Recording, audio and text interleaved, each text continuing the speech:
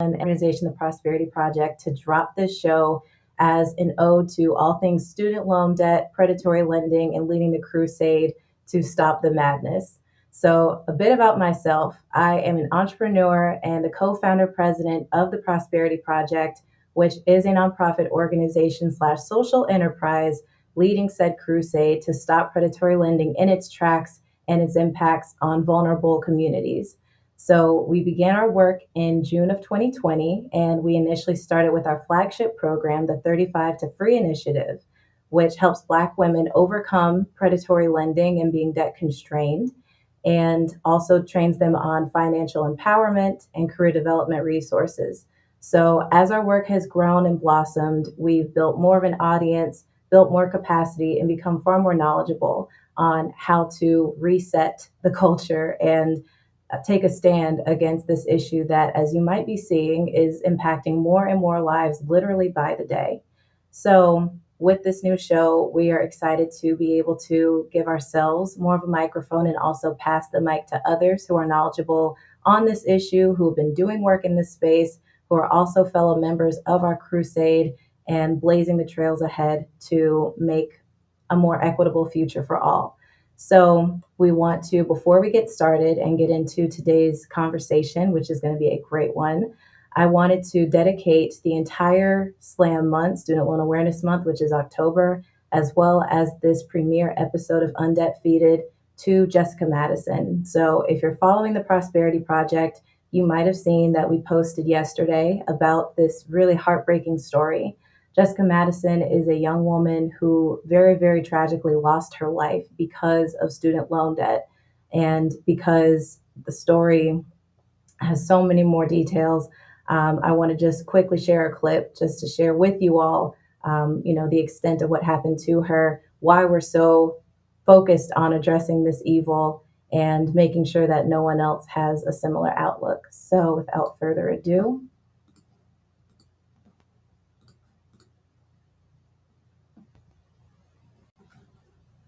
million Americans who owe nearly $2 trillion in student loans, with the right-wing Supreme Court set to rule any day now on the legality of Joe Biden's $20,000 debt forgiveness plan.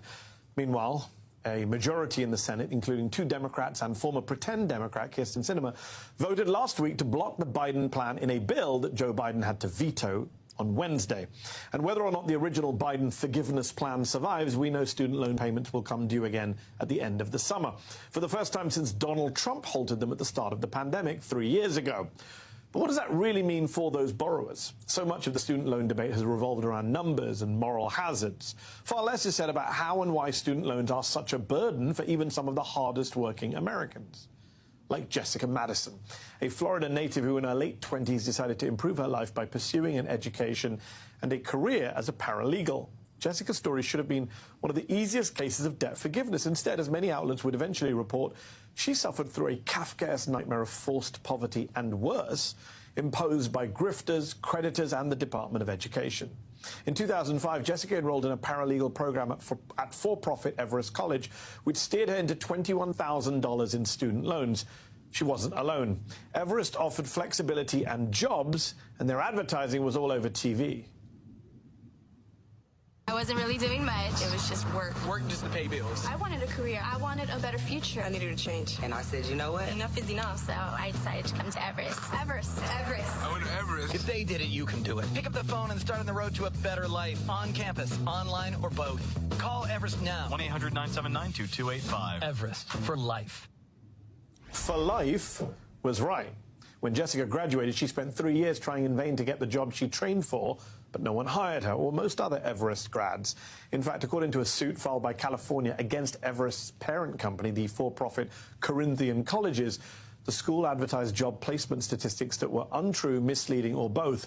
In some cases, wrote the state attorney general at the time, Kamala Harris, there is no evidence that a single student in a program obtained a job. Corinthian Colleges would eventually settle that lawsuit for more than $1 billion.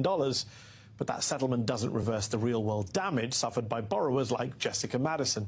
As she told a MarketWatch reporter in 2015, there were times when she couldn't afford to keep her lights on or pay for air conditioning during the sweltering Florida summer. By then, Corinthian had shut the doors of all its schools, and Jessica joined forces with other victims of for-profit schools to form the Corinthian 15. They refused to pay their loans and appealed to the Obama Education Department to cancel the debts to a defunct school that had defrauded them. And then, success, at least initially. In January 2017, Jessica was told her application had been approved and that her $19,000 in student debt would be forgiven within 3 months. But that didn't happen. Instead, she said, the government began garnishing her paycheck to recoup the money. You see, the Wall Street investors who had bought Jessica's loan still wanted to be paid. So they got the feds to withhold nearly a quarter of Jessica's $40,000 a year paycheck and give it directly to them. I wasn't able to have power for weeks because my checks couldn't cover the bills, she told the Washington Post. This has put me in a deep hole that is taking a long to crawl out of. It was something Jessica was initially reluctant to tell her fiancé, Izzy, according to Mother Jones magazine.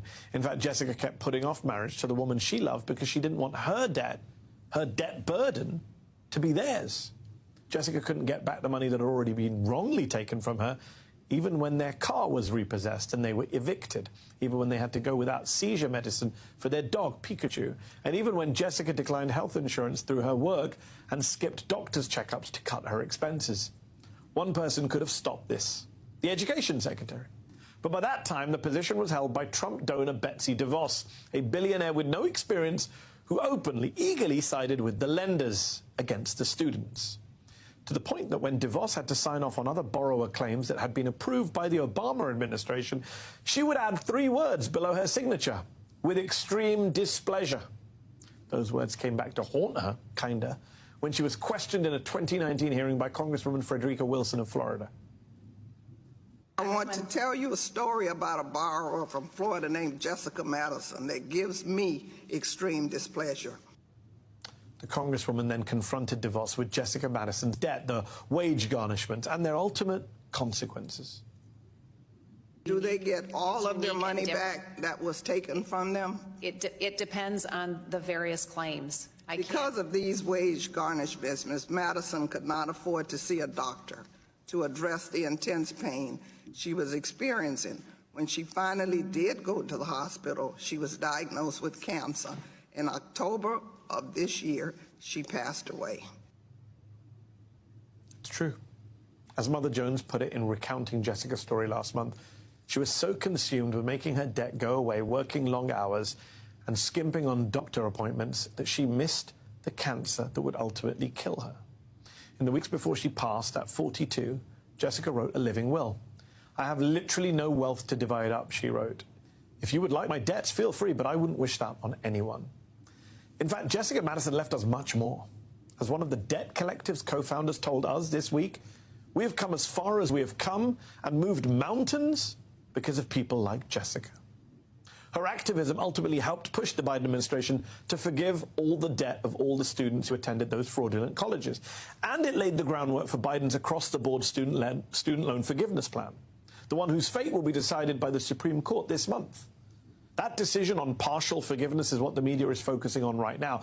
But no one is talking about changing this system, a system that squeezed Jessica Madison, consumed her life, and hastened her death. A system that holds back more Americans than ever from the very American dream that they thought an education would help them fulfill. Do borrowers deserve 20 grand back? They deserve so much more.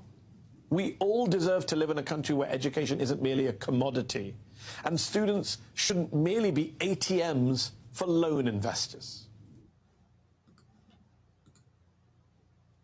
Really couldn't have said it better myself.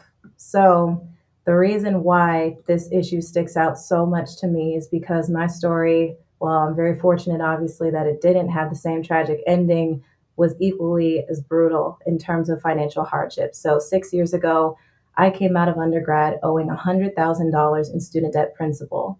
And I signed my name on loan paperwork that I did not understand and was simply just trying to do everything that I had been instructed to as a means to achieve my Ivy League dreams so that I could graduate from Dartmouth College. And in the 2 years that I navigated having owed such debt, when it went into repayment, unbeknownst to me, the private loans specifically had crept up an extra $16,000 due to interest because I had locked myself into paperwork with a variable interest rate, which basically means that the loan interest percentage rate is not fixed at a set amount. In any case, my burden grew to $123,609, all types of debt included. So 116 of that was student loans, but because of lack of financial guidance, I had wandered into 2 credit cards, debt for a phone that I had no business trying to buy, a car note, and so much more. And so through that lived experience, which I later actually just a few months ago learned is called being debt constrained, want to do everything in my power to make sure that not one more person has to go through the hardship and the complete lack of access and opportunity that being in such a position can leave you in, at least for some time. So, in honor of that, today's episode is called Debt Constrained Definition. And I sincerely could not think of a better person to join me for this conversation than the very own Debt Free Gonna Be, aka Nika Booth. Nika is an award-winning debt expert, personal finance content creator, and, as mentioned, founder of Debt Free Gonna Be. Nika created Debt Free Gonna Be to document her and share her journey to pay off $200,000+ in debt. So as you see, I'm not alone in that six-figure club.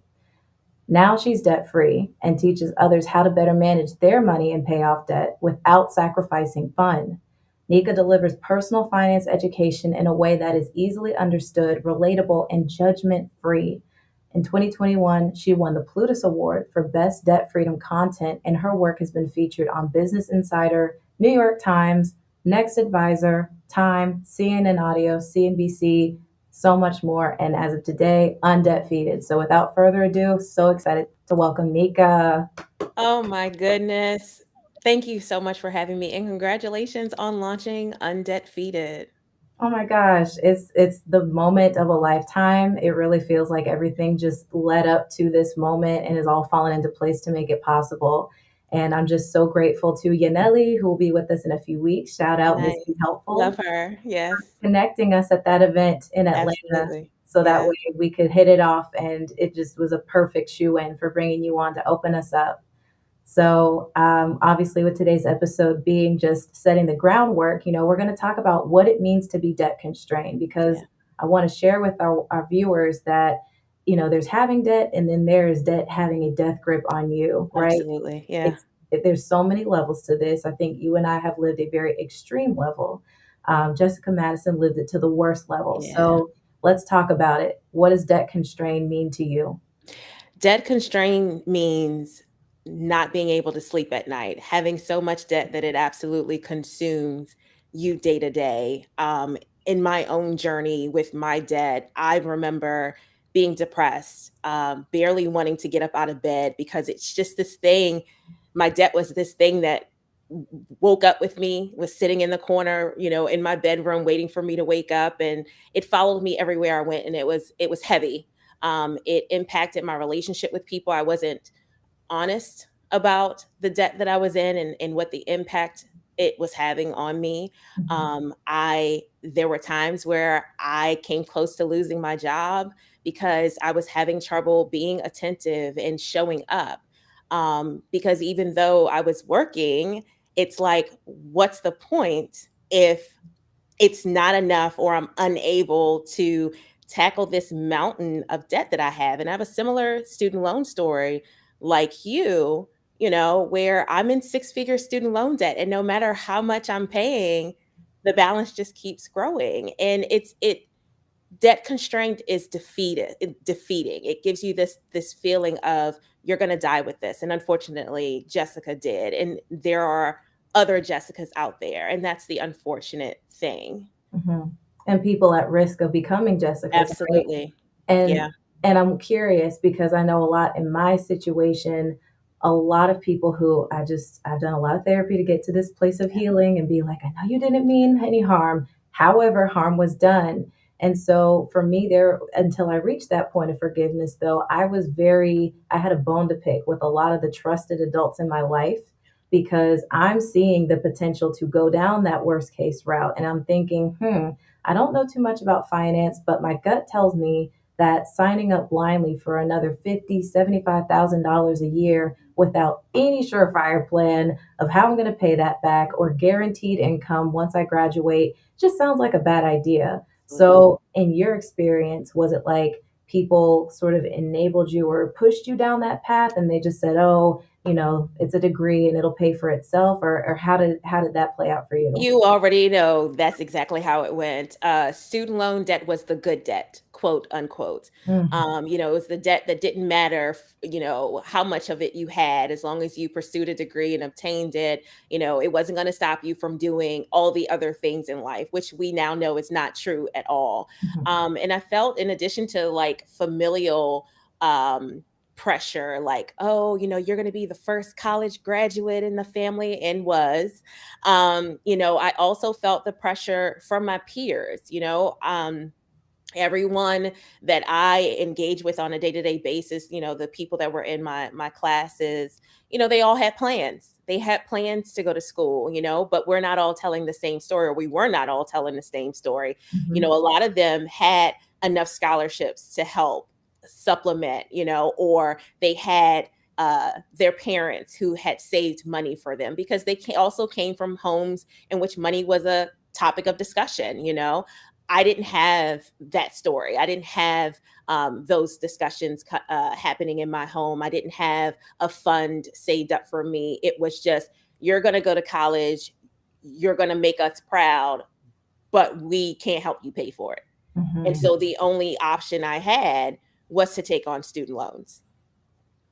And when you signed your name up for them, did you have any understanding of what exactly you were putting your name on the dotted line for? Did you know the mix of private to public, or if they were going to be on a part of a repayment plan, or just anything along those lines? Had no clue. I mean, let's be honest. The promissory note is multiple pages long, and it is written, I truly believe, in a size of font that would deter anyone from reading it. And so, no, I honestly didn't. I just knew that if I signed my name on this dotted line, I would get financial aid, and then that would allow me to be able to go to school. And Mhm. the sad thing is that I started out at a private university. I started out at Hampton University, and tuition was way more than any in-state school, but this is where I wanted to go. This is where I thought I needed to go because I wanted everyone to be proud of me.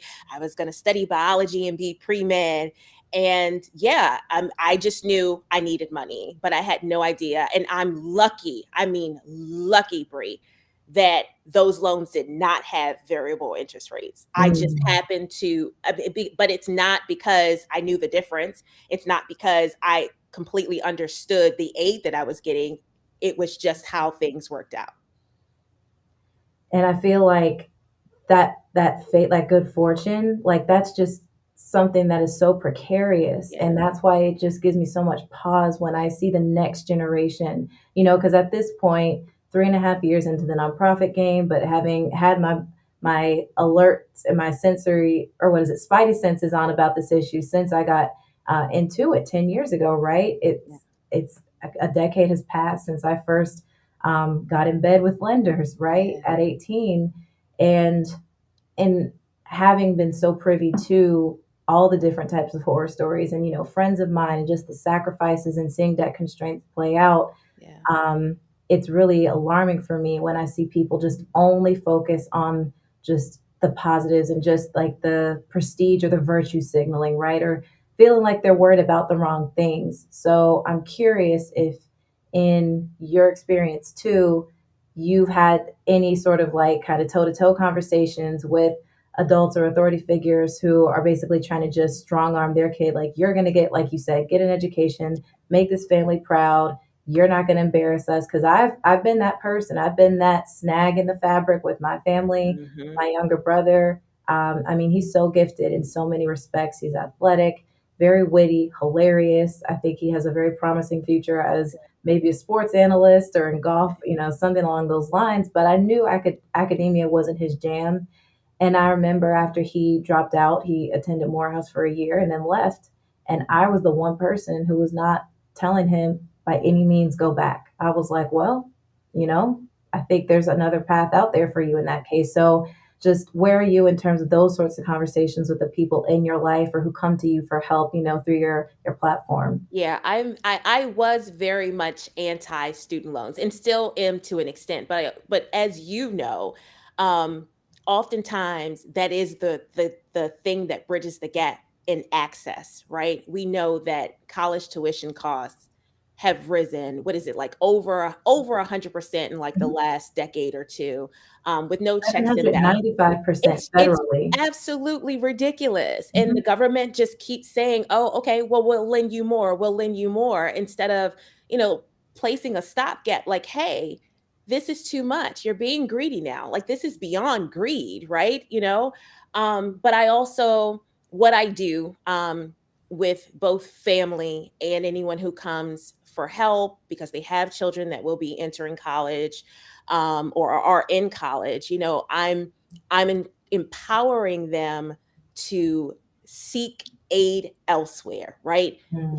Let's set a line item in your budget to start saving for your child's education. Let's look into 529 plans or the other educational savings plans. Let's put the onus also on your child to look into whether or not the program of study that they want to go to or the career that they want to go into requires this type of higher education, because sometimes you don't. Sometimes you don't need to go get a bachelor's or a master's or another or a terminal degree. Sometimes it's certifications, right? And so it's kind of me trying to lift the burden of you have to go to college, you have to go to college, and let's assess whether or not it's actually necessary.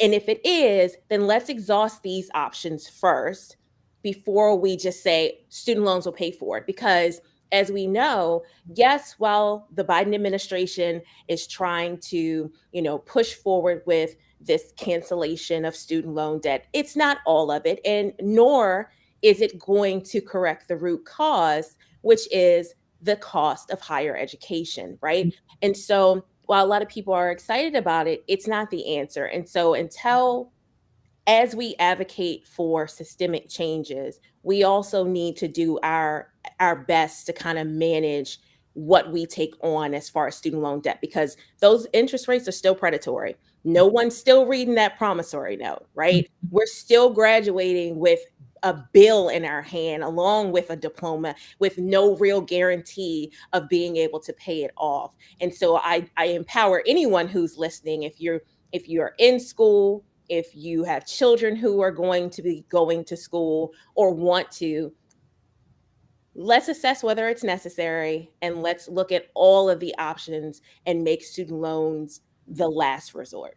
Mhm. So that if we're taking on student loans, we're not taking on the full cost of the college education, right? We're using the student loans to supplement it. But yeah, there was a point in time I was absolutely, because of just my experience, Bri, alone, I was very anti-student loans. Like, I have a cousin who has a son who's 14. And I'm like, you've got to save for his college education. He can't take out student loans. You have to pay for this in cash. And I understand that may be difficult for a lot of people. And so student loans, last resort, because the the burden that is the student lending system and how the loans work, how the interest works, how wages have not kept up with the cost of everyday living, it will set your child up to have situations similar to us and Jessica. It sets kids up for failure. I think Absolutely. that's just we have to be blunt and call a spade a spade. Yeah. Because I feel what holds the movement back is the allegiance to the institutions, right? Because back in the day, for previous generations, it did what it was supposed to do. It did what it was designed to Mhm. do, right? Having studied and watched documentaries on the history, right? I remember watching Borrowed Future, which was put out by the Ramsey Camp a few years Yeah. ago, and they get all into the weeds of how everything came about, right? It started on the heels of World War II, Mhm. following the introduction of the GI Bill. Mhm. There was a system put in place to help people afford paying for college, which was capped at 1,000 US dollars a It's wild. year, Yeah. if not a semester, a whole year, which I believe adjusted for 2023 inflation is still no more than equivalent of 15K US dollars today. And so when you think about how that started out, it was truly a good faith implementation where people who weren't just made of money could borrow reasonably. When they got their degree, they were able to directly translate that into stable and lucrative employment, or not even lucrative, but just stable and Yes. consistent employment, and then reasonably add that into their expenses, factor that in, pay it off within 5 years, I'd imagine, probably sooner, start a family, buy a home, get a mortgage, get on with life, right? It was never ever meant to be this thing. I mean, 30 years, my goodness. It's insane. Right, once there was that need, and then the wrong actors, the bad actors got whiff of, oh, there's money to be made here, because people are willing to borrow hand over fist to get into, you know, the Harvards, the Yales, the Yeah. Dartmouths of the world, right? And the prestige factor. And then you just see a massive uptick around the 70s once it goes privatized. Fun fact for those who don't know, Sally Mae, I'll get into that in another episode, used to be the SLMA, Student Loan Marketing Association. And then that became a privatized entity, which is, the wonderful lender that we all know today. So just in seeing these really benign initially origin stories and how it just transformed and shape shifted, I'm curious as to, from the institutional standpoint, like you mentioned being a Hampton alum, which I actually didn't know that. Both my parents are, and that's how they met 30 plus years ago in the 90s. But just because I hear so many people who are like, well, like it's like Stockholm syndrome. They're like, well, if it wasn't for Columbia, Stanford, XYZ, then I wouldn't have this career. Yeah, I'm drowning in debt, but I Yeah. have a degree. Like, Yeah. how do you handle those conversations? I mean, it's hard because, like you said, like there is this allegiance, and it's not to. And let me just clarify, just really quickly. I wish I was a Hampton alum. I am not. I went for a year and Oh, had to leave due to some family changes because we was broke and we didn't have any money, and so I actually only I am an alumni of Bowie State University and Johns Hopkins University. But anyway, all right, back to this. So there is, and it's also, what also happens is people aren't able to separate their experience at the university or college, right? Because I am grateful for the education that I have. But two things can exist at the same time. I can be grateful for the education that I have, but I can also call out colleges and universities for their greed, mhm. for their continued increase in costs. I mean, there's no reason why, and you may have more statistics or more data on this than I do, but there's no reason why I owed $30,000 more in student loan debt than I originally took out because of interest, but we are paying university and college presidents multiple six figures, if not more, than what the average person can get out here and earn even with a degree. And so it is difficult because people do hold an allegiance, an affinity to the schools that they go to. But again, we can appreciate what we were able to obtain from there, but we can also hold people accountable to do better. Amen. And I think about that constantly because when I graduated, I didn't walk, I ran off the stage. Yeah. I mean, I booked it.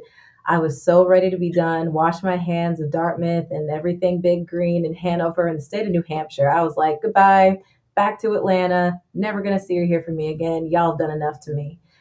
And life is just funny sometimes because since starting TPP, some of our biggest advocates and supporters and just door openers have been fellow alumna, mostly women, some alumni. And it's just so interesting how things come full circle. And even the school itself getting in on the fun too, like Sure. inviting me to speak and return to campus. And so my daddy's like, aren't you glad that you didn't bash the school on Facebook or, just like rip them a new one, and that you kept it cute and took a different approach to get your message across. And, I do have to say, I'm grateful that there are finally returns because what my loans blinded me from is the fact that education is supposed to be an investment. Mhm. But because in that immediate aftermath, all I saw was a gamble. All I saw Yeah, was taking a loss. All I yeah, saw was the hits that my bank account took, that my dignity took, that my lifestyle took, like just the weight under which I struggled for so long.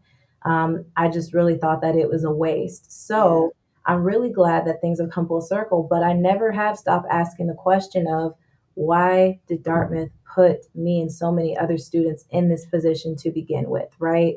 Because I used to, try to point fingers at, family or just, like I said before, the adults where I was like, you're steering me towards this, but I mean, it's not normal. Like the fact that we have normalized moving heaven and earth and putting a second mortgage on a home to send children to college, right? I'm like, there's just so much wrong with this picture. And when a school has a 4 billion with a B endowment, why is an That 18-year-old part. year old who comes from a family that had a combined income, of the under 100K or whatever that Yeah, threshold was, why yeah, are we being charged top dollar? As some of these memes say, education is valued as a necessity but priced like a luxury. Make it make sense. That yep. does not add up Nope, fundamentally. not And at it's not all. sustainable. My Yeah, motto is every bubble bursts. That's my Briism for this episode is every bubble bursts. And so I hate to see how ugly it's going to get before it does get better, but yeah, I try to be optimistic and have a lens of hope. So I guess absolutely. as we start to bring the conversation to a close, I'm curious what gives you hope? I know we just talked about 30 minutes of really damning and unfortunate Yeah. aspects here, but I feel like there's always a silver lining to be found, and everything happens by intention. So, what do you feel like we should be gleaning, and what gives you hope for a better future? The small changes we're starting to see, what you were talking about Dartmouth and their $1 billion endowment, there are colleges and universities that are starting to at least acknowledge, perhaps maybe not necessarily their role, because I don't think anyone has outwardly come out and say, yes, we're culpable. But you're starting to see some universities, including the Johns Hopkins University, where they are refusing to lend students money, incoming students money. They are actually giving them grants, money they don't have to pay back to help pay for their tuition costs. So, that's like that gives me a glimmer of hope that we're going to make progress, but it's going to be slow progress, right? Mhm. But the more we make noise, the more we advocate for ourselves, the more we call things what it is instead of turning a blind eye to say, oh, this is just how it is. Well, this is how it's been, and it's oppressive, and we're tired of being oppressed. We want to be able to get out of school and live our lives and go on to do these things like get married and have kids, like regular stuff that people want to do, Mhm. that we're putting off because we are strapped with debt, whether it's student loan debt. I know we talked heavily about student loan debt, whether it's student loan debt or not, because there are other oppressive debts, none quite like student loans, but there is other debt nonetheless. That gives me hope. What we're doing, the work that we're doing, you have a great nonprofit organization. I'm being completely, or had been completely, transparent about my journey tackling debt. When I was in the trenches, and I talked about the good and the bad, and creating a safe space for people to not only get the education that they need to help where they are, from where they stand, but also the language that they can use to advocate for themselves, to advocate for the change that we want to see, especially when it comes to student lending, and giving people hope in the spaces that we occupy, in the communities that we build. That's what gives me hope, because Mhm. I realized so long, I think I relied on someone else to help me, or other people to help me. And this was before I recognized the system for what it is. Mhm. I did a lot of blaming myself, for the debt situation that I was in. And yes, some of it was absolutely me, without, that financial literacy that other people, have the privilege of being able to obtain at early ages, because it's ingrained in them, and it's based on, conversations that they have in the home. But the more I learned, the more I realized, oh, We all can't be in that. We all can't be in that same situation because we did it ourselves. No, no, no, no, no. There's something bigger at play. And so I think the hope comes from that education, that financial literacy, and starting to pay attention to how things work, not turning a blind eye, understanding even just, I'm only going to say politics briefly, but that it's political, money is political, and what people do on the Hill here in DC and elsewhere, it impacts your financial livelihood as well. And so I have hope that we have started a movement and that we'll continue to have more people join that movement, and it will affect the change that we want to see. Amen. I mean, this is totally a movement. It has grown so far past a moment. And even as the times of 2020, we've gotten further away from that initial Genesis period where everyone was hot and heavy for equity and Yeah. reparations and all the above. Yeah. And now where they at, All right? right. Right. People definitely started to back down, but I have so much hope. What gives me hope are the people, on our team, the folks out here like you, and the fact that you paid yours off, because people still like, they come to me because I'm so versed. I've been doing so much work. I've been making so much noise. They're like, oh, so, when did you pay off yours? I'm like, still trucking. Like, I still got my work cut out. Obviously, I'm much further along. I'm 40K down. So I'm like, that gives me a lot of hope, and just the light is at the end of the tunnel. But, being able to just have these genuine dialogues, I think lifting the lid of shame, right? Absolutely. Yes, Part that's of a big one. part of what I really want to do through this series. And as I put in all our promo materials, I borrowed I think it's Ann Voskamp is the one who said it, that shame dies when stories are told in safe Yes. spaces. Yes. So, Yes. I just want to thank you for being able to make this happen, Thank you. being on call to weigh in, Of course. being willing to lend your voice to our opening episode, and just giving us such a powerhouse trajectory ahead. I think that, like they say, first impressions, they go a long way. And I think if this is what we're treating our audience with to get started, that it only gets better from here. So one closing thing is, what is your advice in action? Because I want every episode to have a takeaway that's tangible, that people can actually apply to their situations, for those who themselves are still in the struggle. Yeah. Are we talking just student loan debt, or are we just talking about debt in general? Whatever's on your heart. All right. All right. That's cool. First and foremost, if you haven't already, start forgiving yourself for any past money mistake. One of the things I noticed within my community on Instagram, but also the people that I've coached, is that they come in with a lot of shame and guilt for where they are. It is not to say that you don't hold some responsibility in the situation, but maybe you don't, because there are people who take on debt because of lack of resources for basic living expenses. It's not, it's morally neutral, right? So the first thing is to start reversing or changing the language, the voice that's in your head that is saying you're not worthy, you don't deserve to be free of your debt. You don't deserve to be loved. You don't deserve this opportunity, that job, whatever the case may be. Your debt doesn't define you. So the first step is to absolutely forgive yourself. It happened, learn from it, and we're moving forward. Couldn't have said it better myself. And I think that is so perfect as well, because next week's episode will actually be titled Student Debt Shame. So Oh, you nice. totally just led that as a perfect layup for next week. We got Tanya Menendez, the CEO and co-founder of Snowball Wealth. She's going to be our guest for that one. And so I feel like this is just the perfect segue for Friday the 13th. Awesome. So thank you That's so awesome. much. Thank you for having me. It was a pleasure. This conversation has exceeded. I mean, I already had high hopes, but obviously, when you do the real thing, it's even better than you imagined, and some Yeah. things happen in ways you couldn't even plan. So I just appreciate you, your energy, your advice, the audience who's joined us today. Thank you, Adil, Thank you for all. joining, sending love right back to you all the way out in Pakistan. That is so cool. Wow. And I'm just so excited to see this community continue to grow. So happy Friday, and congrats Yes, on being UnDEBTfeated. absolutely.